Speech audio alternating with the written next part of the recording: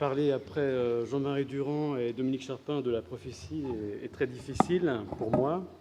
Mais en tout cas, je vais essayer de dire quelque chose, j'espère, qui vous intéressera. Donc je vais parler d'une mention d'un prophète dans une épopée.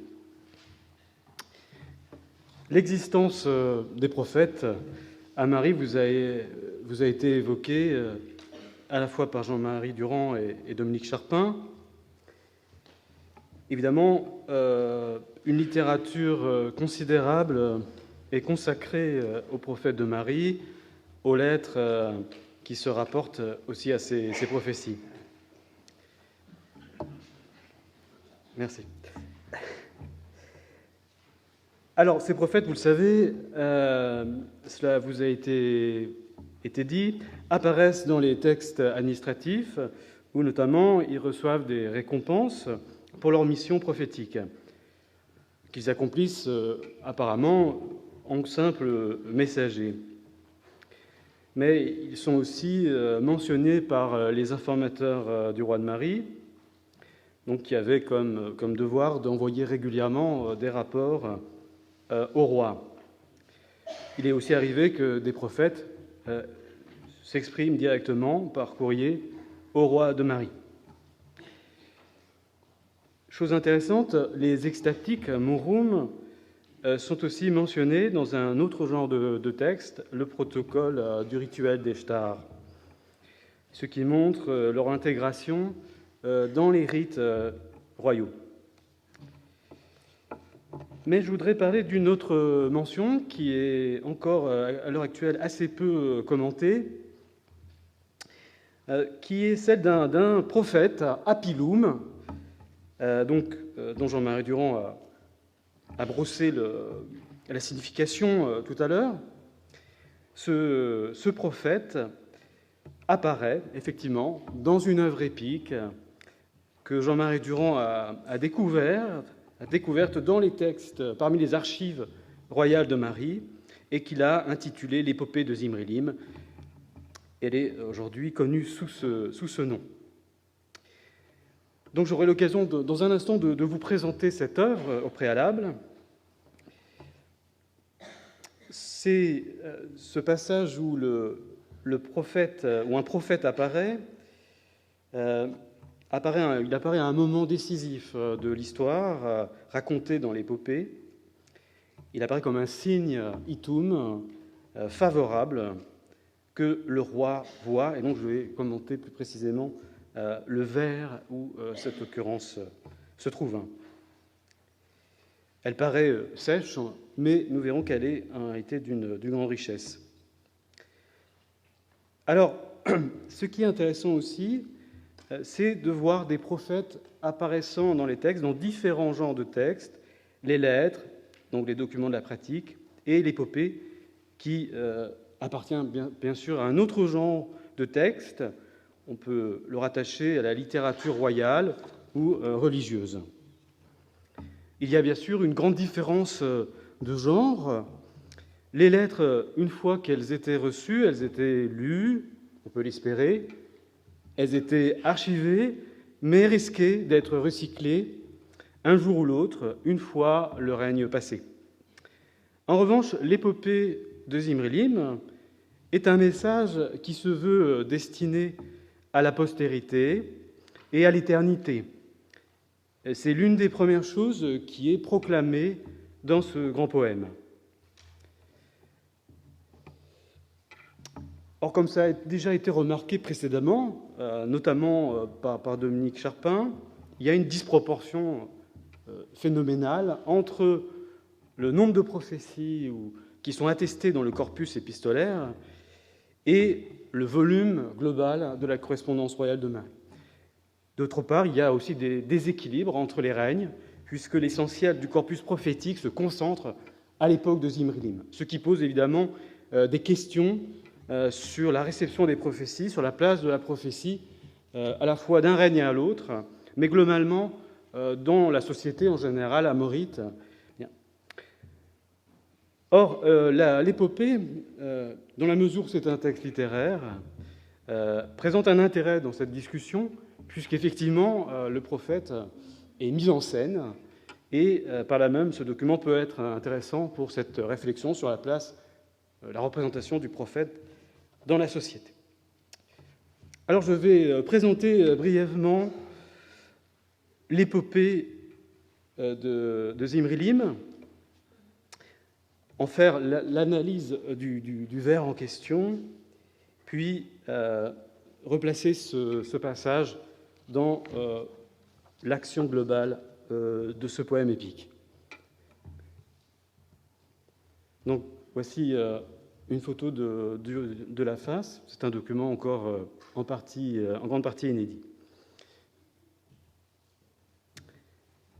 Alors, le sujet du récit, il s'agit de raconter, le poème raconte la conquête de l'Ida Maratz, c'est-à-dire, vous avez ici tout le royaume de Mari, et puis au nord, au niveau ce qu'on appelle le triangle du Rabour, la région antique de l'Ida Maratz. Donc ce récit raconte comment le roi Zimri Lim s'est emparé de cette région et en même temps exalte la figure royale. Il a été nommé par les dieux pour mener une guerre sainte. Donc c'est une guerre de conquête commandée par les divinités du royaume de Mari. Il bénéficie du soutien inconditionnel des dieux de son royaume, dont à la tête desquels se trouve Dagan. Il y a aussi Adou, le dieu de l'orage, et Anunitum. C'est un chef charismatique et qui s'est galvanisé sa troupe, et il maintient autour de lui l'unité des Bédouins Rana. Elle est écrite sur 4 colonnes. Le texte fait environ 172 lignes, mais il n'y a que 113 qui soient conservées. Malheureusement, elle est lacunaire. La langue est de l'akkadien, mais c'est une langue poétique qui présente tous les traits de ce qui est appelé le style hymnico-épique. Alors, évidemment, c'est une œuvre poétique, elle est donc très allusive, et elle se caractérise par ses nombreux passages de type hymnique.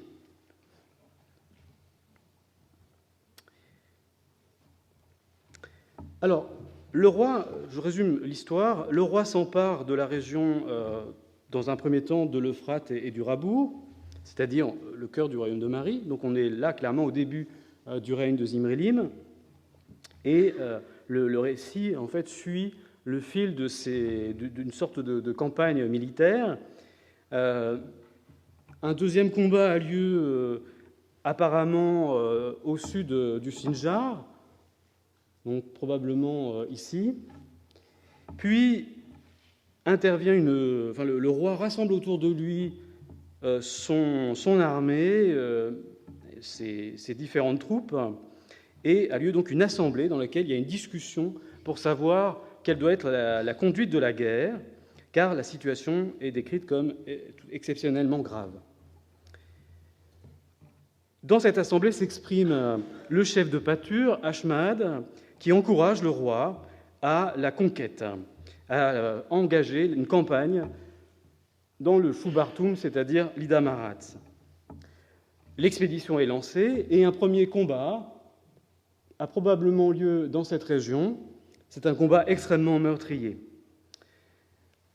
Un deuxième combat, donc qui serait le 4e combat qui est raconté, probablement suppose la traversée du Rabour et achève la campagne militaire. C'est une victoire écrasante. L'ennemi a été battu et le roi donc peut revenir victorieux dans son royaume, et il s'arrête à Terka, dans le temple de Dagan, où il procède à des sacrifices et fait une prière, adresse une prière à la divinité. Maintenant, ce qui m'intéresse, c'est donc le vers en particulier. Donc, vous avez ici un extrait de cette tablette. Je vais m'intéresser donc à un passage qui se trouve sur la 3e colonne, sur le revers, ligne 35-36. Il n'y a qu'un vers qui nous intéresse, c'est le premier vers, mais le deuxième forme une unité avec lui, donc c'est pour ça que je les analyse ensemble. Le second vers, c'est-à-dire la ligne 36, ne présente pas de difficultés particulières de compréhension, en dépit de son style épique. Mais en revanche, le passage qui nous intéresse, la ligne qui nous intéresse, elle, est beaucoup plus difficile. Et donc je vous propose une première traduction, en vous voyant en plus que la fin est un peu endommagée. Ayant vu son signe, Itashu, par un prophète, c'était le prince de son pays, le courage du roi gagna encore plus en fermeté.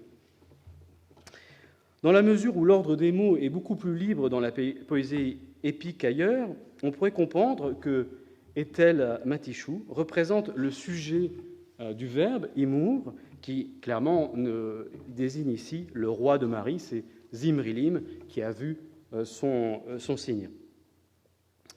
Cependant, cette interprétation qui a été d'abord donnée pose quelques problèmes et est difficile en raison... Alors, pardon, il manque une partie du vers, autant pour moi.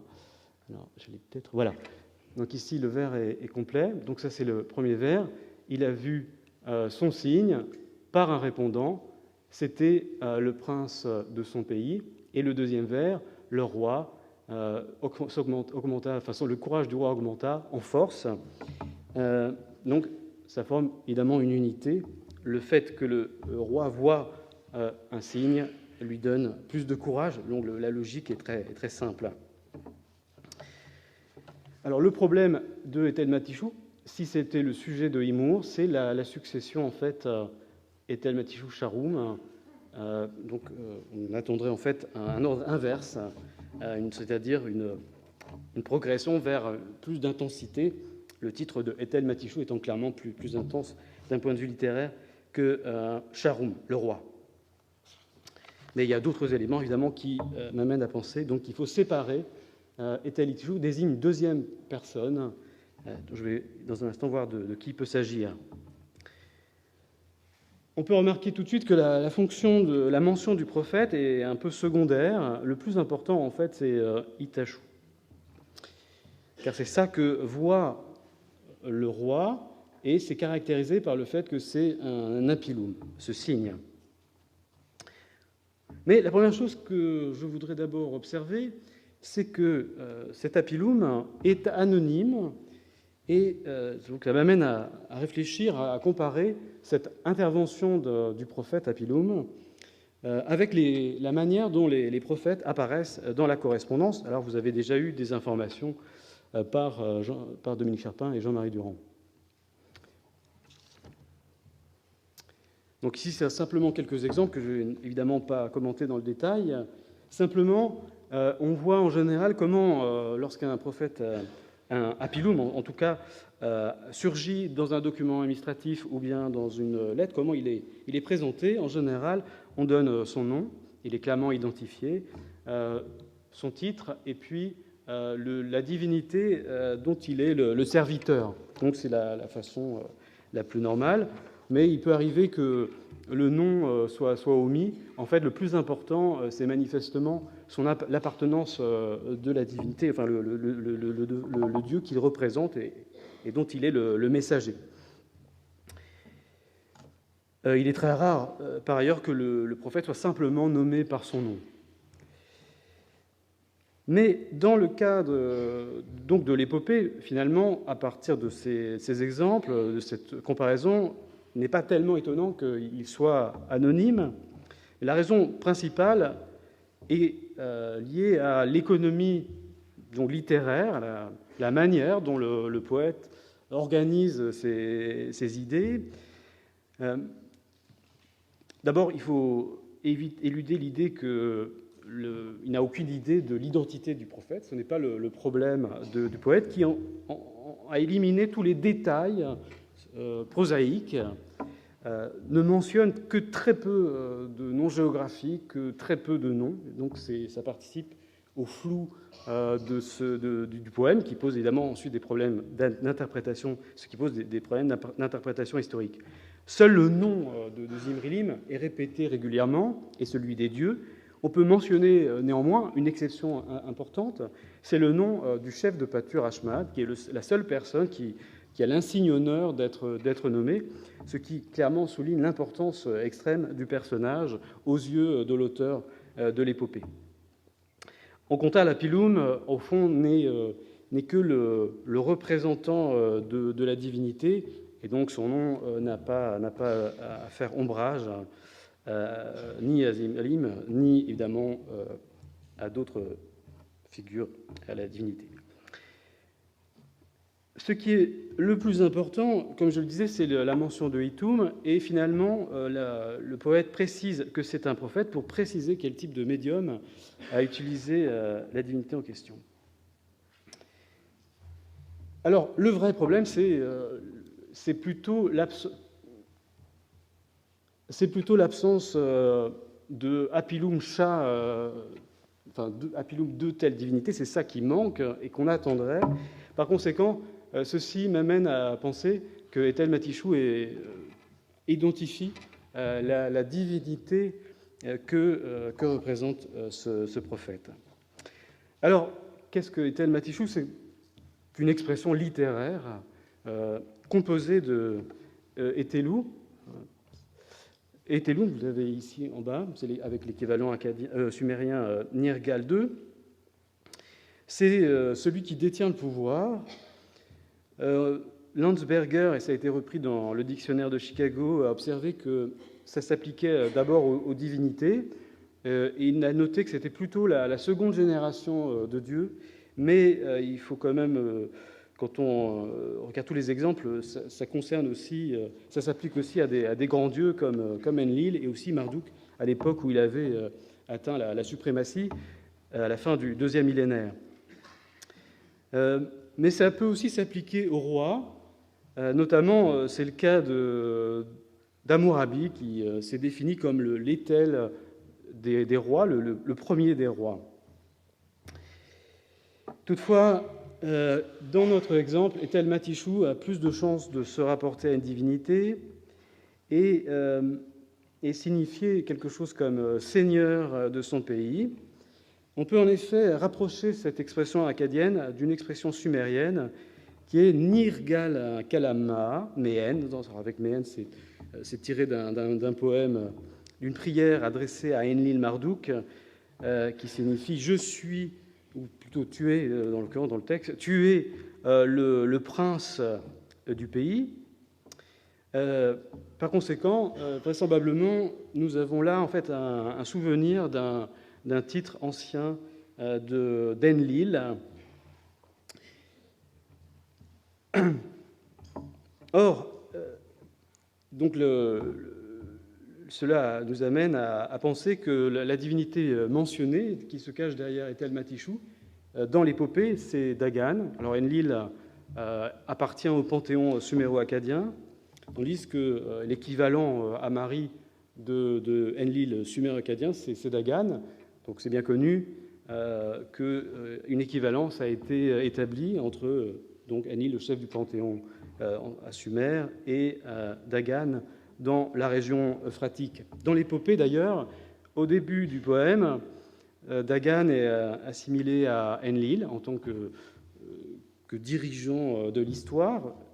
Zimrilim fait la guerre en son nom, et à la fin du poème, il est même appelé Nunnamnir, ce qui est une épithète, enfin un des noms d'Enlil bien connu.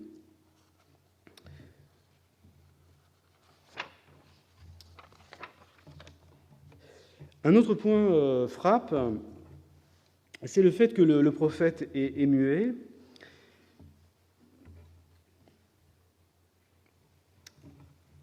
Quand on regarde la correspondance, en général, les prophètes interviennent pour parler. Il est vrai que Dominique Charpin a montré qu'il y a de nombreux cas de prophétie indirecte où on ne relate pas précisément les propos du prophète. Donc c'est un élément qu'il faut prendre en compte. Mais dans le cas présent, ce qui compte, c'est moins la parole que le fait qu'il surgisse, qu'il apparaisse. Donc c'est la vision du prophète qui est considérée comme un signe divin déterminant pour le roi et pour la suite de l'expédition militaire entreprise par Zimri-Lim. Par ailleurs, il y a une lettre assez intéressante qui est écrite par Zimri-Lim et qui est adressée à un dieu assez secondaire, le dieu fleuve, mais dans lequel il demande à cette divinité qu'elle réalise pleinement le signe qu'elle lui a montré. Et c'est évidemment un parallèle avec notre épopée, puisqu'on voit que les rois attendent des divinités des signes et que non seulement, évidemment, elles envoient des signaux positifs, propices, mais en même temps qu'elles respectent, que cela soit suivi d'effets.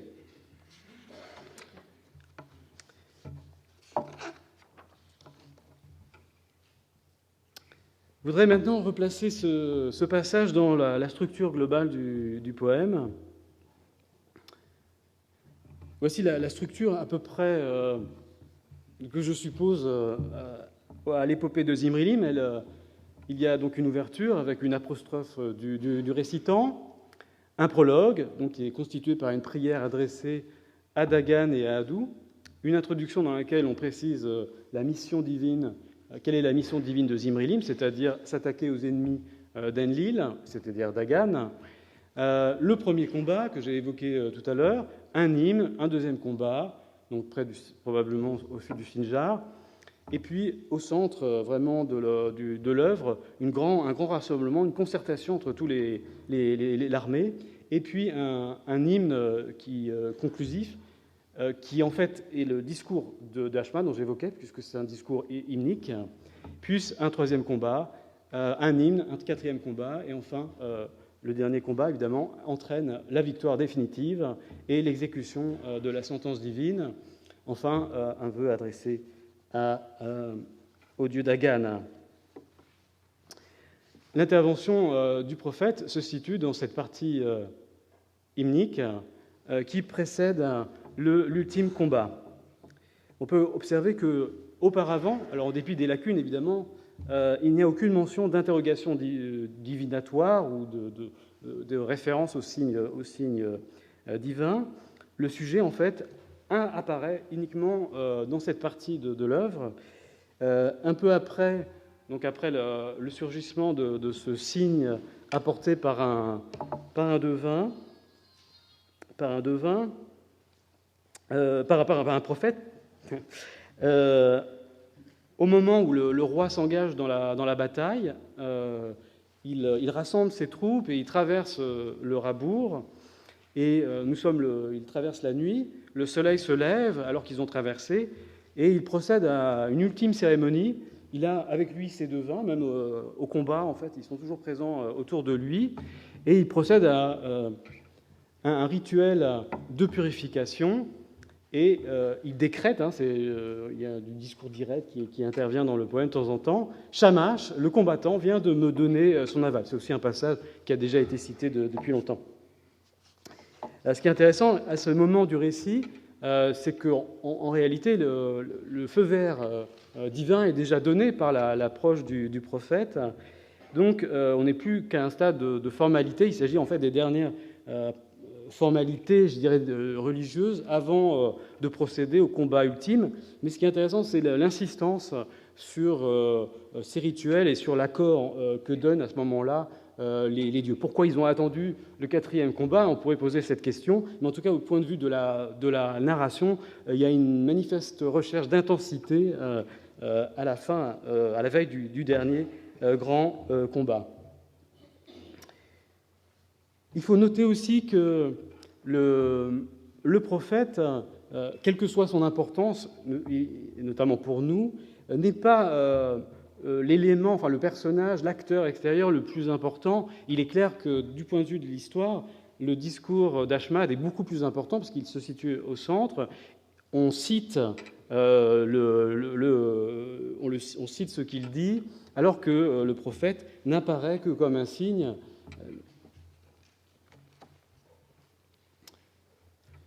je voudrais poser la question, est-ce que c'est une prophétie historique? Est-ce qu'il faut supposer qu'il y a un événement historique derrière? Ou est-ce qu'il s'agit d'une fabrication? Bien sûr, il y a une mise en scène qui est évidente, mais la première chose qu'on peut dire, c'est... la première surprise, c'est l'absence quand même de la prophétie. Il est possible néanmoins que juste après le passage que j'ai évoqué, dans les vers suivants, on trouve le contenu de la prophétie de cet Apilum, qui serait Adou irait à sa gauche, donc ça c'est dans le mouvement on peut dire ira à sa gauche, et Héra, l'impétueux, à sa dextre. Ça pourrait en fait tout à fait coller avec un type de prophétie divine.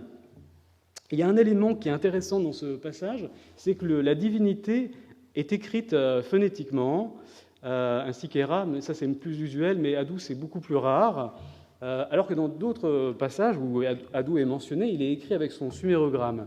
On a l'impression ici que le poète, mais c'est peut-être une fausse impression, peut-être que je me trompe, fait une citation, cite oralement quelque chose qu'il aurait entendu. Il y a aussi une autre possibilité d'interprétation, c'est qu'Adou signifie aussi l'orage, et que le fait de l'écrire phonétiquement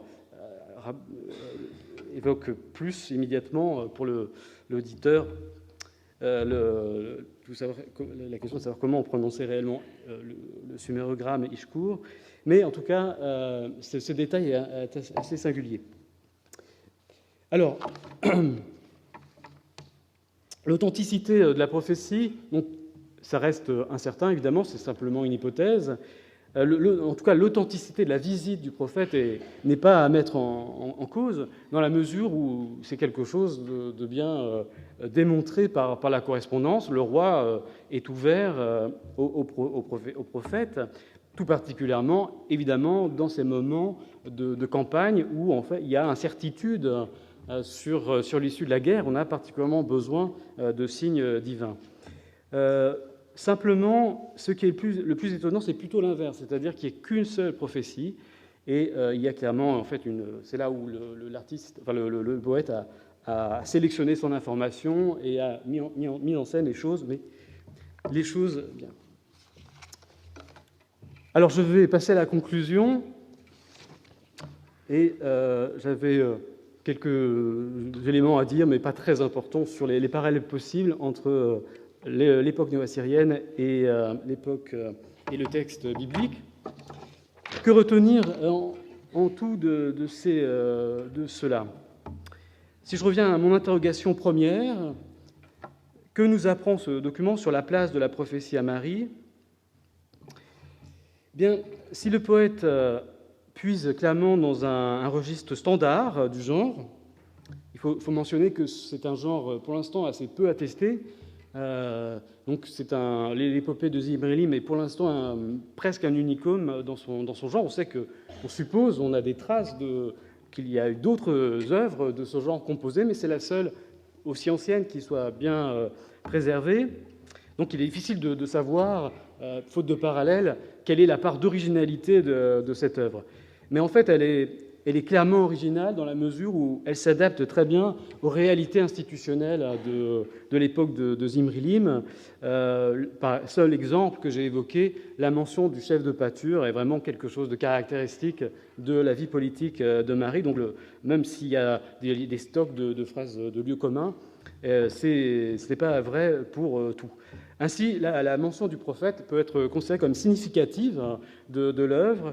Et donc, je crois qu'elle témoigne de l'importance, aux yeux du roi de Marie, du prophète, et peut-être qu'il mettait au-dessus de toute forme de divination, de message divin, l'intervention de ces prophètes.